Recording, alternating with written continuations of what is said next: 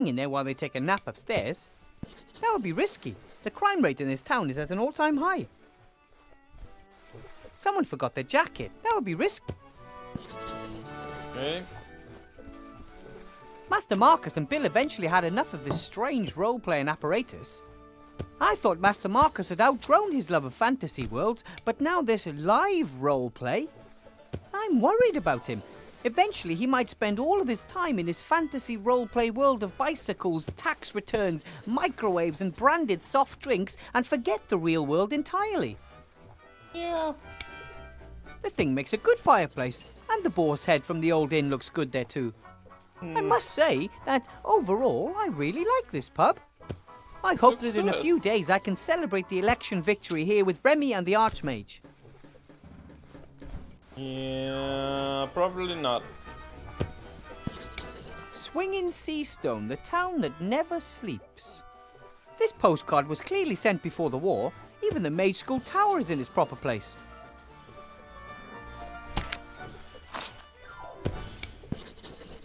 Ah. A sheet of paper with lots of paragraphs in small type. It says licensing law at the top. Rules for different drinking games, maybe. Article 1, paragraph 1. Drink with sense. If sense is not available, drink without. And here, Article 6, paragraph 5. The feeding of mugwais after midnight is expressly forbidden. That makes sense. Article 14, paragraph 2. The host is not required to serve vampires. This seems to be a long list of rules that apply to inns and their guests. How practical. This way you can check at any time to ensure that any freewheeling parties still conform to local ordinances. That's one less worry. Yeah. There are a whole bunch of articles here. The paper is covered in writing so small and closely packed that it's difficult enough to decipher the text sober. Article 9, paragraph 1. Dwarven ale may only be served in specially secure underground bunkers. Luckily, they don't know about the cellar master back home in the White Ridge Mountains and our Dwarven ale experiment.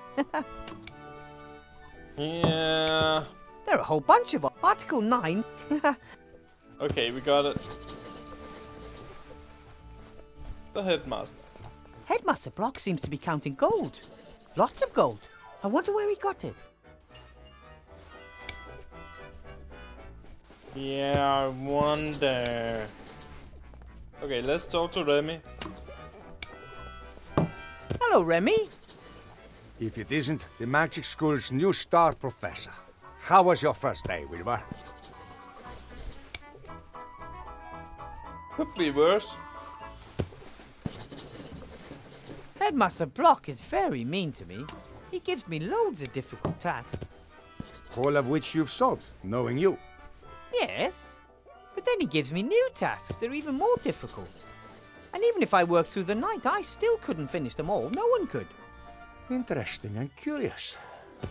If he wanted to represent you as the Archmage's bad choice, then he wouldn't have given you exercises that are clearly impossible. People would realize what kind of game was being played, and the trick would backfire. Did you notice anything else? I saw something suspicious. Yes. I surprised Headmaster Block in the staff room as he was rummaging through a desk drawer. But he was startled when I spoke to him, like I caught him doing something. He didn't want you to see him fiddling around in his own desk drawer. Interesting, isn't it? At first there was the unsolvable exercises, and now the desk drawer. Something's not right. Agree. That's what I think too. You look very strong. You don't look all that happy yourself. Tough day. Tough week. I'm worried about the Archmage's safety. The situation in the town is explosive. He was heckled on the street while checking up on a field hospital down there. But it was just some wound-up idiots. I'm worried about the one assailant who has enough brains, resources, and volition. Someone like Headmaster Block? Hard to imagine, but it can't be ruled out. We need more information. Okay. The council leader was standing up by the new lottery drum, dictating tomorrow's edition of The Lookout to a reporter. Yes, she has the Lookout under her thumb. She's a horrible piece of work. Ambitious, stubborn, and unscrupulous. A dangerous combination. Comes from a humble background but got her feet under old Van Buren's table. Tried to persuade him to do all sorts of new business deals and start a career in politics. Many say he died so young because he finally wanted to be left in peace. How did she end up as the Archmage's most promising challenger? The Archmage doesn't want the most important posts in government to go automatically to the richest citizens anymore, but rather to the most competent people, chosen by the people. And of course the nobility and the merchants don't like that one bit. They were seething when they found out about it, but there was nothing they could do to start with. The Archmage was too popular, untouchable. But then along came Sybil Van Buren, and she had a plan. The election was to be approved and set for 1 year's time. 1 year in which she put up obstacles in the Archmage's way and sabotaged his politics in any way she could. Her only aim was to make him look bad. By the gods, how I'd load it if she succeeded. Okay, will the Archmage win? But we will win the election, right? The Archmage, I mean. Van Buren has used all her resources. Powerful, rich friends with important posts at the Seastone Lookout. The only newspaper left in town.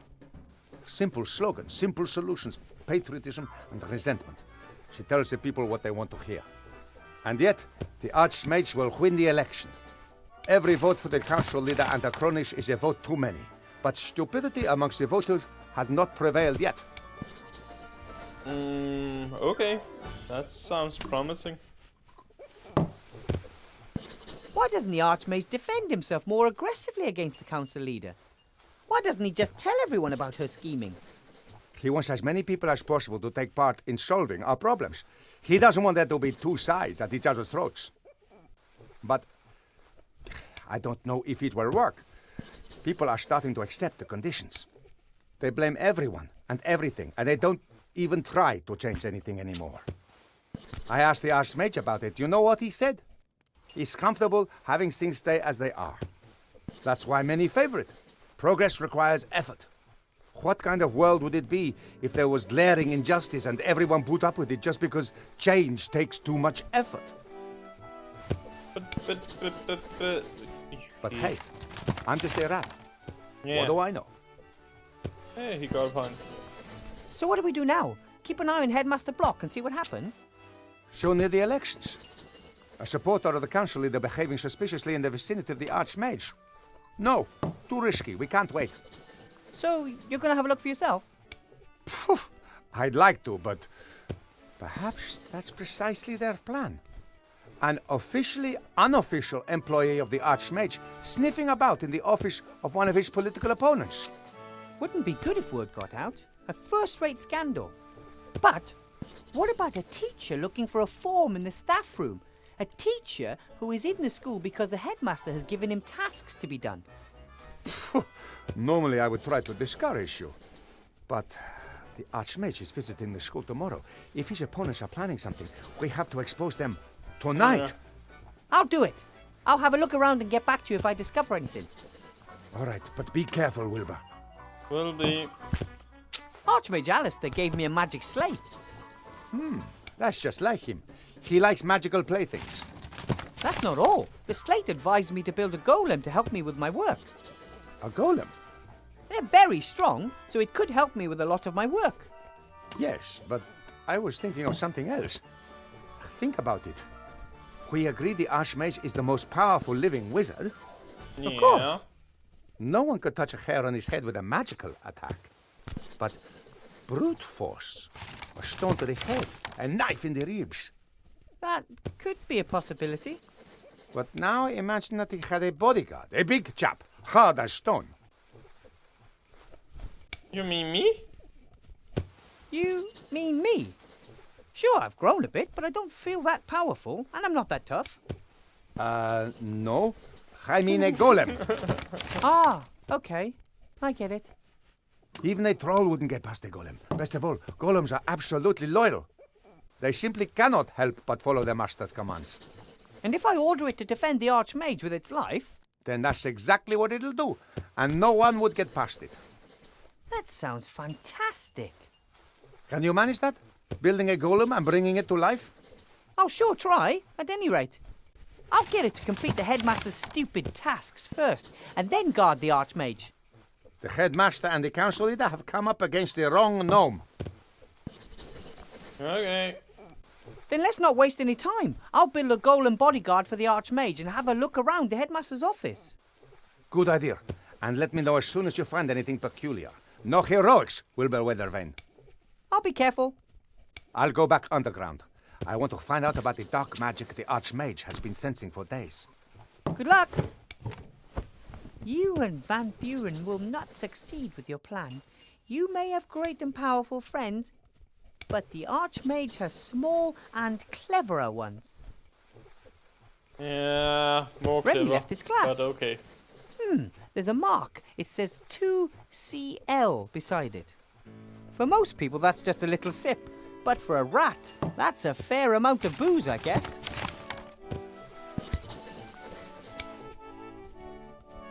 Someone forgot their jacket. Oh, that would be rich. Okay.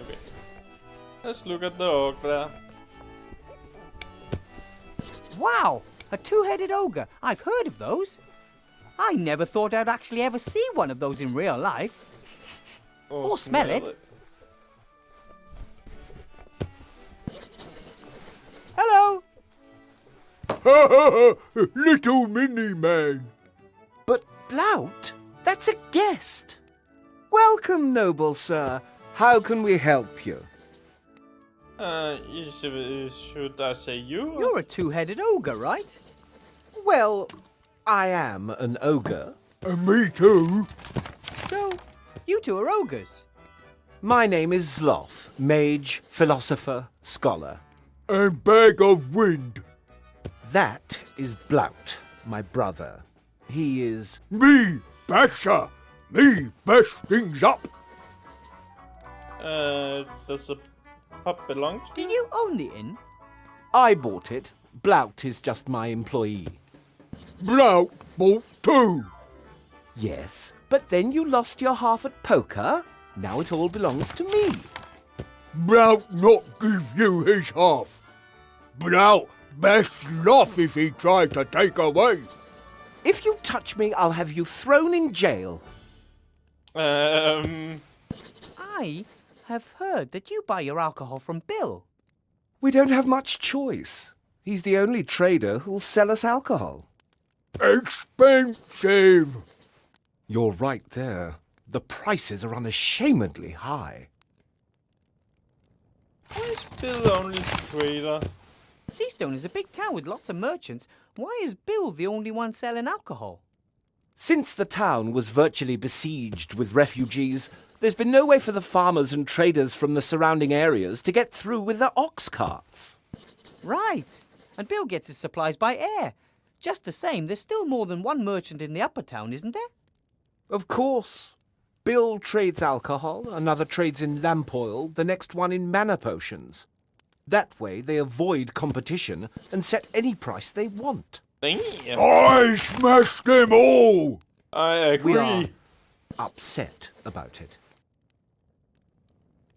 Okay. Would you perhaps be interested in a barrel of brandy? I'm sure that Bill would deliver today. No, thank you. We still have stock, and we have much fewer guests since the barricade was erected. But I need a password. The password for Bill's crane capers? If you were one of his trustworthy customers, you'd know it. Are you allowed 1 or 2 votes in the election? One would think that as we have 2 voices, we should also have 2 votes. Unfortunately, the town council sees things differently. And who do you want to vote for? Archmage Alistair, of course. Council... Mrs. Van Buren. Little woman says how it is. Blout likes it when things are uncomplicated. Tax down, more work for all. Seastone number 1. But you don't buy it. I'd also prefer it if our problems were solved quicker, but Van Buren stands for things staying as they are or regressing. Neither has ever helped. Okay. Did someone forget that jacket on the chair over there? Oh, it belongs to a young guest. He, well, got into a fight with Mr. Shieldhand of the Town Guard and was arrested. Hooligan! Lock up immediately. What happened? He was